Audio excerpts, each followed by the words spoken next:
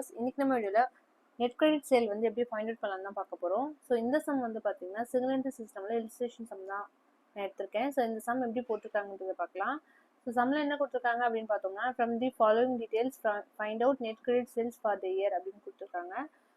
So first என்ன கொடுத்துருக்காங்க அப்படின்னு பார்த்தோம்னா, opening balance of sundry debtors 20,000, check collection during the year 1,80,000, cash collection during the year 25,000, bills receivable received during the year 5,000, closing balance of sundry debtors 24,000, then bad debts return of 2,500, discount allowed 1,000 rupees, goods returned by customers 2,500, check வந்து dishonoured ஆனது 500 rupees. ஓகேங்களா? So டெப்டார்ஸ்னால் என்ன?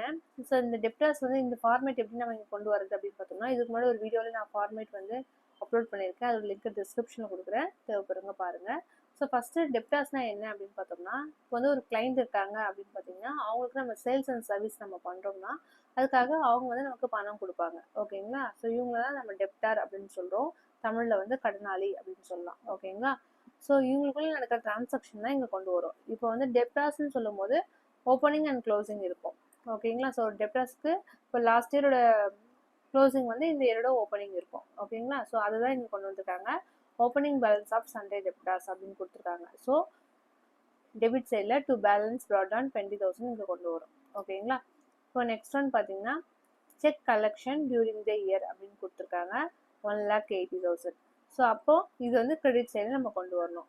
So value வந்து பார்த்தீங்கன்னா by bank 1,80,000 கிரெடிட்டில் கொண்டு வரும். ஓகேங்களா? Next ஒன்று பார்த்தீங்கன்னா cash collection during the year, அதாவது கேஷ் டிரான்சாக்ஷன். ஸோ இப்போ பை கேஷ் 25,000 நம்ம கிரெடிட் சைடில் கொண்டு வரும். Next one bills receivable received during the year 5,000 கொடுத்துருக்காங்க. ஸோ பில்ஸ் ரிசீவபிள் நம்ம கிரெடிட் சைடில் 5,000 rupees கொண்டு வரும். நெக்ஸ்ட் ஒன் பார்த்தீங்கன்னா closing balance of sundry debtors 24,000. So இது வந்து நம்ம லாஸ்ட்டில் அப்டேட் பண்ணிக்கலாம்.